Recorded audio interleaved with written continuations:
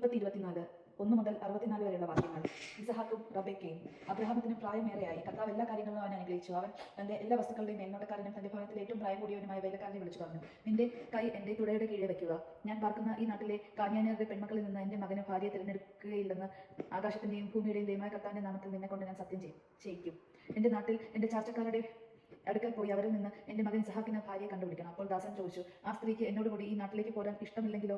അങ്ങ് വിട്ടുപോകുന്ന നാട്ടിലേക്ക് അങ്ങയുടെ മകനെ ഞാൻ കൊണ്ടുപോകണമോ? അബ്രഹാം പറഞ്ഞു, എന്റെ മകനെ അങ്ങോട്ട് കൊണ്ടുപോകരുത്. എന്റെ പിതാവിന്റെ വീട്ടിൽ നിന്നും ചാർച്ചക്കാരിൽ നിന്നും എന്നെ പുറത്ത് കൊണ്ടുവന്നവനും എന്നോട് സംസാരിച്ചവനും നിന്റെ സന്തതികൾക്ക് ഈ ഭൂമിയിൽ ഞാൻ തരുമെന്നും വാഗ്ദാനം ചെയ്തവനുമായ ആകാശത്തിന്റെ ദൈവമായ കർത്താവ് തന്റെ ദൂതനെ നിനക്ക് മുൻപേ അയക്കും. നീ അവിടെ നിന്ന് എന്റെ മകനൊരു ഭാര്യയെ കണ്ടെത്തുകയും ചെയ്യും. എന്നാൽ ആ സ്ത്രീക്ക് നിന്നോട് കൂടി പോരാൻ ഇഷ്ടമില്ലെങ്കിൽ എന്റെ ഈ ശബ്ദത്തിൽ നിന്ന് നീ വിമുക്തനാണ്.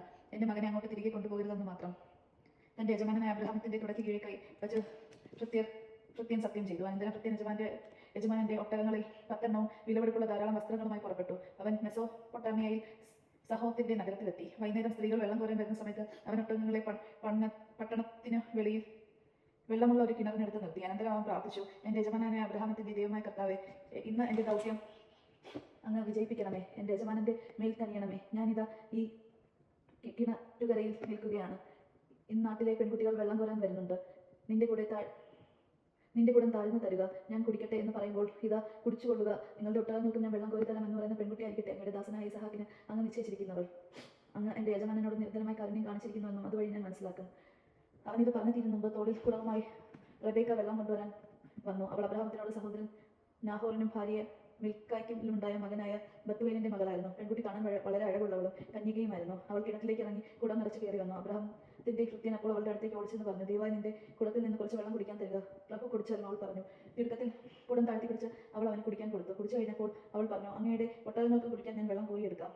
അവൾ വേഗം കുടത്തിലെ വെള്ളം തൊട്ടിയിലൊഴിച്ച് വീണ്ടും വെള്ളം കോരാൻ കിണറ്റിലേക്ക് ഓടി. ഒട്ടകങ്ങൾക്കെല്ലാം വെള്ളം കോരി കൊടുത്തു. തന്റെ യാത്ര കർത്താവ് ശുഭമാക്കിയോ ഇല്ലയോ എന്നറിയാൻ അവൻ നിശബ്ദനായി അവളെ തന്നെ നോക്കി നിന്നു. ഒട്ടകങ്ങൾ കുടിച്ചു കഴിഞ്ഞപ്പോൾ അവൻ അരശക്കിൽ തൂക്കമുള്ള ഒരു സ്വർണ്ണ മോതിരവും 10 ശെക്കൽ തൂക്കമുള്ള 2 പൊൻ വളകളും അവൾക്ക് നൽകിക്കൊണ്ട് പറഞ്ഞു, നീ ആരുടെ മകളാണെന്ന് ദയവായി എന്നോട് പറയുക. നിന്റെ പിതാവിന്റെ ഭവനത്തിൽ ഞങ്ങൾക്ക് രാത്രി കഴിയാനുള്ള ഇടം കാണുമോ? അവൾ പറഞ്ഞു, നഹോറിനും മിക്കായലിനും ജനിച്ച ബത്തുവേലിന്റെ മകളാണ് ഞാൻ. അവൾ തുടർന്ന് പറഞ്ഞു, ഞങ്ങൾക്ക് കാലിത്തീറ്റയും കച്ചിയും വേണ്ടുവോളം ഉണ്ട്, താമസിക്കാൻ മുറിയുമുണ്ട്. അവൻ തലകുനിച്ച് കർത്താവിനെ ആരാധിച്ചുകൊണ്ട് പറഞ്ഞു, എന്റെ യജമാനായ അബ്രഹാമത്തിന്റെ ദൈവമായ കർത്താവ് വാഴ്ത്തപ്പെട്ടവൻ. തന്റെ കാരുണ്യം വിശ്വസ്തത അവിടുന്ന് അവനിൽ നിന്ന് പിൻവലിച്ചിട്ടില്ല. എന്റെ യജമാനന്റെ ചാർച്ചക്കാരുടെ വീട്ടിലേക്ക് അവിടെ നിന്ന് നയിക്കുകയും ചെയ്തിരിക്കുന്നു. പെൺകുട്ടി ഓടിച്ച നമ്മയുടെ വീട്ടുകാരെ വിവരം അറിയിച്ചു.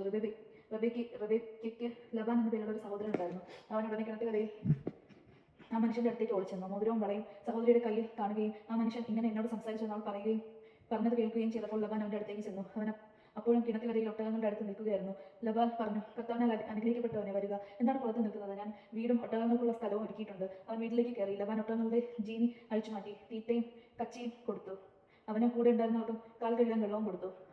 അവന് ഭക്ഷണം വിളമ്പി. എന്നാൽ അവൻ പറഞ്ഞു വന്ന കാര്യം പറയാതെ ഞാൻ ഭക്ഷണം കഴിക്കില്ല. പറഞ്ഞുകൊള്ളുക. ലബാൻ സമ്മതിച്ചു. അവൻ പറഞ്ഞു, ഞാൻ അബ്രഹാമത്തിന്റെ ഭൃത്യനാണ്. കർത്താവ് എന്റെ യജമാനനെ സമർത്ഥനായി അനുഗ്രഹിച്ചിരിക്കുന്നു. അവൻ സമ്പന്നനാണ്. ആടും മാടും പൊന്നും വെള്ളിയും വേലക്കാരും ഒട്ടകങ്ങളും കഴുതകളും അവിടെ അവന് കൊടുത്തിരിക്കുന്നു.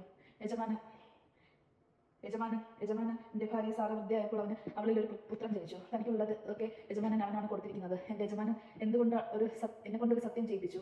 ഞാൻ പാർക്കുന്ന കാനാൻകാരുടെ നാട്ടിൽ നിന്ന് എന്റെ മകനെ നീ ഒരു വധുവിനെ തിരഞ്ഞെടുക്കരുത്, മറിച്ച് എന്റെ പിതാവിന്റെ നാട്ടിൽ എന്റെ ചാർച്ചക്കാരുടെ അടുത്ത് പോയി എന്റെ മകനൊരു ഭാര്യയെ കണ്ടുപിടിക്കണം. ഞാൻ ചോദിച്ചു, ഒരു വേള ആ പെൺകുട്ടി എന്റെ കൂടെ വന്നില്ലെങ്കിലോ? അവൻ എന്നോട് പറഞ്ഞു, ഞാൻ സേവിക്കുന്ന കർത്താവ് തന്റെ ദൂതനെ നിന്റെ മുൻപേ അയച്ച് നിന്റെ വഴി ശുഭമാക്കും. എന്റെ പിതാവിന്റെ വീട്ടിൽ നിന്ന് എന്റെ ചാർച്ചക്കാരിൽ നിന്ന് നീ എന്റെ മകന് ഒരു വധുവിനെ കൊണ്ടുവരണം. വധുവിനെ തിരഞ്ഞെടുക്കും. എന്റെ ചാർച്ചക്കാരുടെ അടുത്ത് ചെല്ലുമ്പോൾ പ്രതിജ്ഞയിൽ നിന്ന് നീ മുക്തനാകും. അവർ പെൺകുട്ടിയെ നിനക്ക് വിട്ടു തന്നില്ലെങ്കിൽ പ്രതിജ്ഞയിൽ നിന്ന് നീ മുക്തനായിരിക്കും.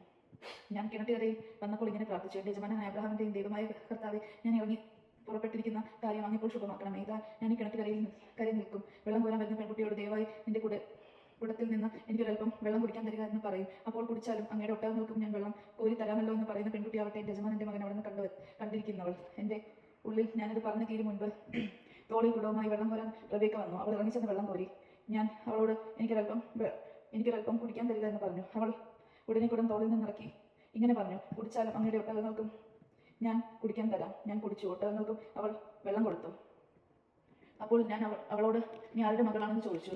സഹോറിന്റെ മിക്കാലിൽ ജനിച്ച ബത്തുവേലിന്റെ മകളാണെന്ന് അവൾ പറഞ്ഞു. അപ്പോൾ ഞാൻ അവൾക്ക് മോതിരവും വളകളും കൊടുത്തു. അതിനുശേഷം എന്റെ യജമാനായ അബ്രഹാമിന്റെ ദൈവമായ കർത്താവിനെ ഞാൻ താണു വണങ്ങി ആരാധിച്ചു. എന്റെ യജമാനന്റെ മകന് അവന്റെ സഹോദരന്റെ മകളെ വധുവായി തിരഞ്ഞെടുക്കുവാൻ എന്റെ നേർവഴിക്ക് നയിച്ച അവിടുത്തെ ഞാൻ സ്തുതിച്ചു. അതുകൊണ്ട് എൻ്റെ യജമാനോട് നിങ്ങൾ കാരുണ്യത്തോടും വിശ്വസ്തയോടും കൂടി പെരുമാറുമെങ്കിൽ അത് പറയുക, മറിച്ചാണെങ്കിലും പറയുക, എനിക്കതനുസരിച്ച് പ്രവർത്തിക്കാമല്ലോ.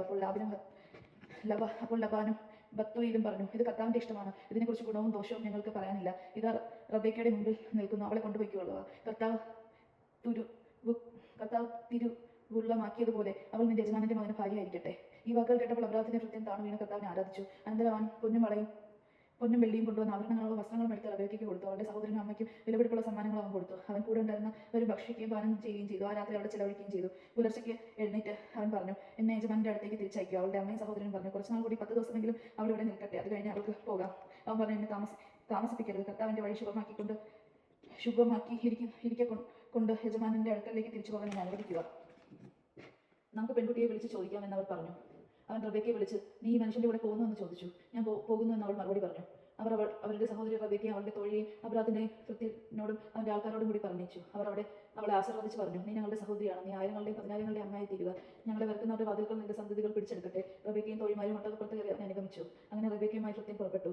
ആ ഇടയ്ക്ക് ഇസഹാക്ക് ബേർലാഹിലായിരുന്നു, നെഗേവിൽ താമസിക്കുകയായിരുന്നു. ഒരു ദിവസം വൈകുന്നേരം അവൻ ചിന്തമഗ്നനായി വയലിലൂടെ നടക്കുകയായിരുന്നു. അവൻ തലപൊക്കി നോക്കിയപ്പോൾ ഒട്ടകങ്ങൾ വരുന്നത് കണ്ടു. റബേക്കയും ശിരസുയർത്തി നോക്കി. ഇസഹാക്കിനെ കണ്ടപ്പോൾ അവൾ ഒട്ടകപ്പുറത്ത് നിന്ന് താഴെ ഇറങ്ങി. അവൾ ഭൃത്യനോട് ചോദിച്ചു, അവലെ പാടത്തുകൂടി നമ്മുടെ നേരെ നടന്നു വരുന്ന മനുഷ്യൻ ആരാണ്? ഭൃത്യൻ പറഞ്ഞു, അവനാണ് എൻ്റെ യജമാനൻ. ഉടനെ അവൾ ശിരോവസ്ത്രം കൊണ്ട് മുഖം മൂടി. നടന്നതെല്ലാം ഭൃത്യൻ ഇസഹാക്കിനോട് പറഞ്ഞു. ഇസഹാക്ക് അവളെ തന്റെ അമ്മ സാറയുടെ കൂടാരത്തിലേക്ക് കൂട്ടിക്കൊണ്ടുപോയി. അവൻ അവളെ ഭാര്യയായി സ്വീകരിച്ചു. അവൻ അവളെ സ്നേഹിച്ചു. അങ്ങനെ അമ്മയുടെ വേർപാടിൽ ദുഃഖിച്ചിരുന്ന അവനൊരു ആശ്വാസം ലഭിച്ചു. ദൈവജനമാണ് നാം കേട്ടത്. നമുക്ക് ദൈവത്തെ സ്തുതിക്കാം. ക്രിസ്തുവിനെ സ്തുതി.